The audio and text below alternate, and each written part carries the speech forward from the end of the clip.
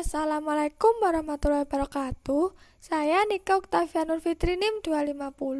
Di sini saya akan mempresentasikan bab 6, yaitu memperoleh pemahaman tentang sistem kontrol internal klien. Proses audit dalam fokus ialah memahami sistem pengendalian internal klien yang berkaitan dengan audit laporan keuangan, melibatkan pemahaman tentang apa yang dimaksud dengan istilah pengendalian internal, tujuan pengendalian internal yang diberlakukan oleh manajemen, komponen pengendalian internal, dan memperoleh pemahaman tentang sistem pengendalian internal klien.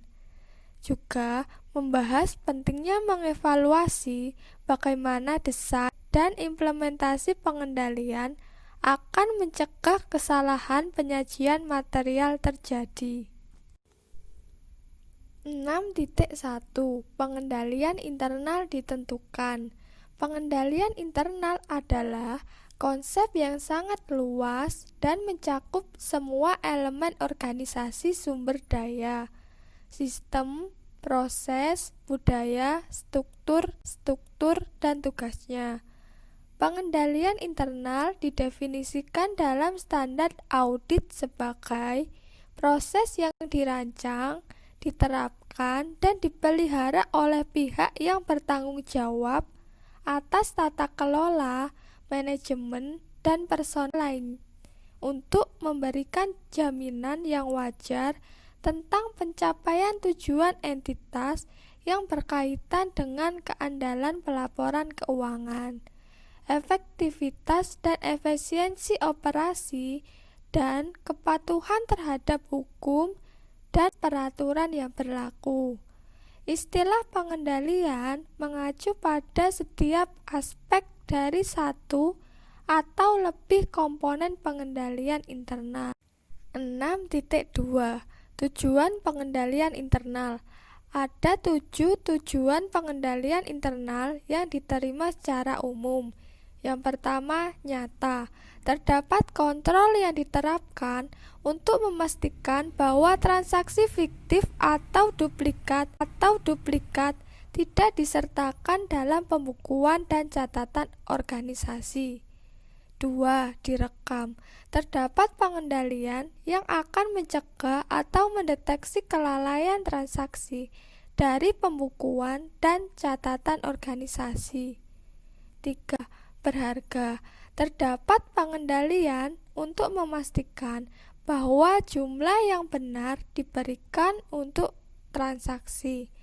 4. Diklasifikasikan.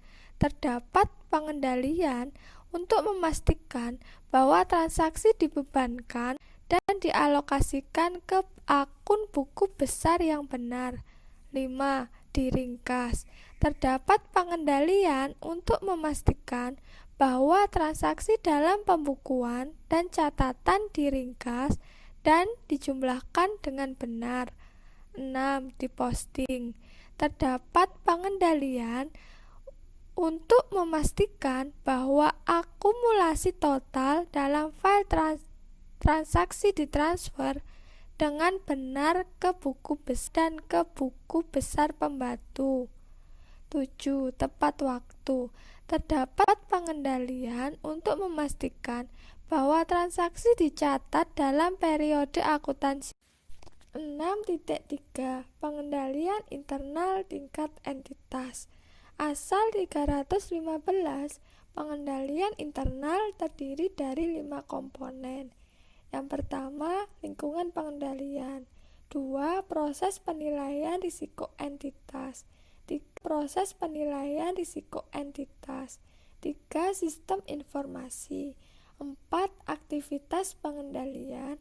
5. Pemantauan pengendalian. 6.3.1 Lingkungan pengendalian.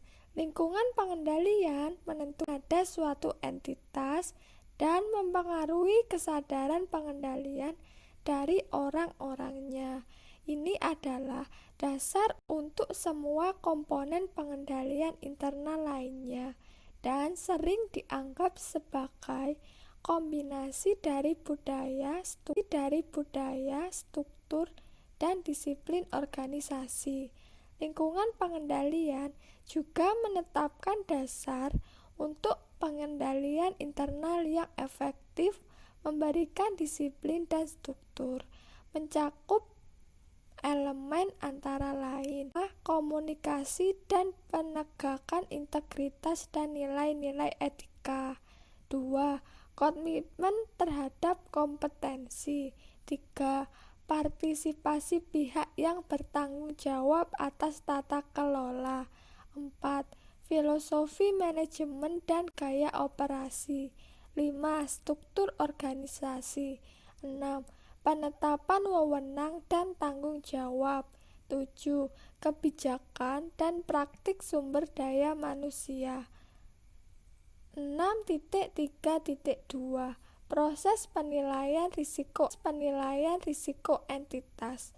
Proses penilaian risiko entitas adalah prosesnya untuk mengidentifikasi dan merespon risiko bisnis. Untuk tujuan pelaporan keuangan, proses penilaian risiko entitas mencakup bagaimana mengidentifikasi risiko yang relevan dengan penyusunan laporan keuangan yang memberikan pandangan yang benar dan wajar sesuai dengan kerangka pelaporan keuangan yang berlaku entitas. 6.3.3 Sistem informasi komunikasi. Peran sistem informasi adalah untuk menangkap dan menukar informasi yang diperlukan untuk melakukan, mengelola, dan mengendalikan operasi suatu entitas. Kualitas informasi dan komunikasi mempengaruhi kemampuan manajemen untuk membuat keputusan yang tepat dalam mengendalikan aktivitas organisasi dan untuk menyiapkan laporan keuangan yang andal. 6.3.4 Kegiatan pengendalian. Aktivitas pengendalian adalah kebijakan dan prosedur yang membantu memastikan arahan manajemen dilaksanakan. Aktivitas pengendalian yang mungkin relevan dengan audit dapat dikategorikan sebagai kebijakan dan prosedur yang berkaitan audit berikut. Yang pertama, tinjauan kinerja. Mencakup peninjauan kinerja aktual versus anggaran, perkiraan dan kinerja periode sebelumnya, dan menghubungkan kumpulan data yang berbeda. 2. Memproses informasi. Berbagai kontrol dilakukan untuk memeriksa keakuratan, kelengkapan, dan otorisasi transaksi dalam lingkungan pemrosesan informasi. 3. Kontrol fisik. Aktivitas ini mencakup keamanan fisik aset, termasuk perlindungan yang memadai atas akses ke aset dan catatan. 4. Pemisahan tugas yang tidak sesuai. Pemisahan tugas yang memadai merupakan pertimbangan penting dalam menentukan apakah kontrol klien efektif, karena mengurangi kemungkinan kesalahan disengaja atau tidak akan tetap tidak terdeteksi.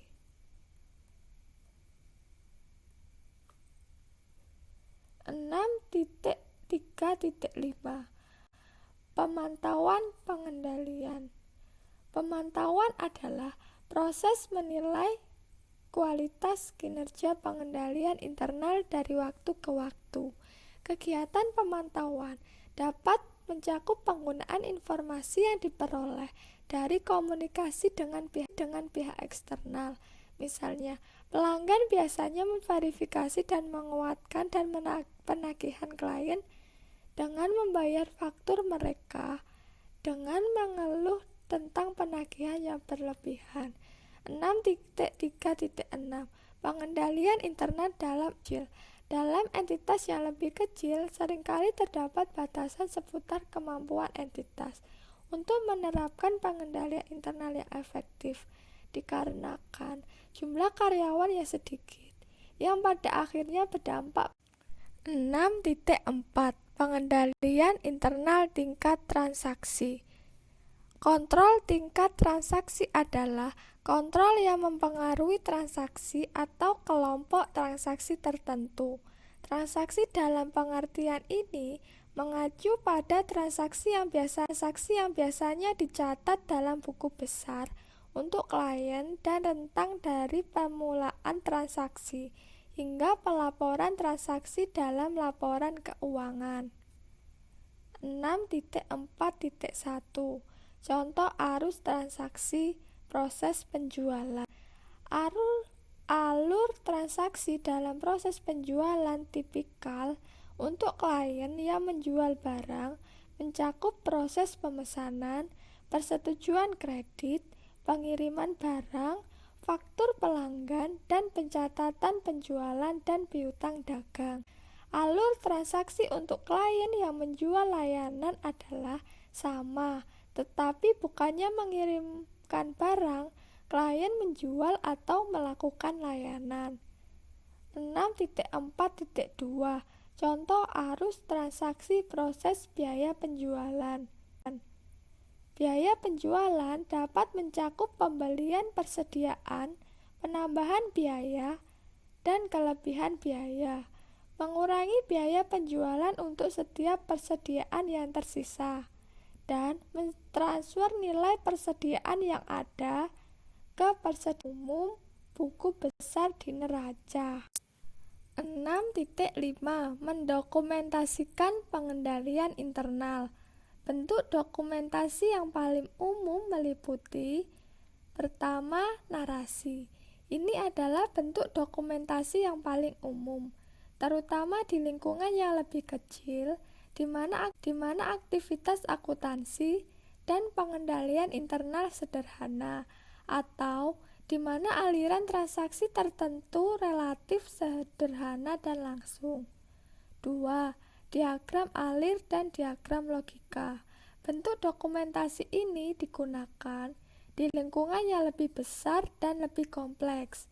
Ini melibatkan auditor yang meringkas setiap langkah aliran transaksi dari awal hingga akhir. 3. Kombinasi narasi dan diagram alur. Bentuk pendokumentasian kontrol internal ini biasanya berupa halaman yang dibagi menjadi dua bagian dengan diagram alur proses di sisi kiri dan narasi yang menjelaskan setiap langkah dalam aliran di sisi kanan. 4. Daftar periksa dan kuesioner yang telah diformat sebelumnya. Daftar periksa atau kuesioner pengendalian internal adalah teknik lain yang digunakan untuk secara sistematis mengidentifikasi jenis prosedur pengendalian internal yang paling umum yang harus ada. 6.6 Mengidentifikasi kekuatan dan kelemahan dalam sistem pengendalian internal. Hal penting dalam memahami sistem pengendalian internal yang diterapkan klien adalah kemampuan untuk melakukan observasi, menarik kesimpulan, dan menawarkan rekomendasi mengenai kekuatan dan kelemahan yang diamati. Kelemahan yang meningkatkan risiko kesalahan penyajian, material yang tidak terdeteksi oleh proses dan pengendalian manajemen, dan area kelemahan juga di mana auditor biasanya melakukan pengujian substansif tambahan untuk mengukur potensi kesalahan pernyataan material. Beberapa pengendalian dalam sistem pengendalian internal memiliki dampak pelaporan keuangan, sedangkan pengendalian lainnya yang diterapkan untuk membantu entitas dalam memengaruhi tujuan organisasi dan kepatuhannya. 6.7 Surat manajemen.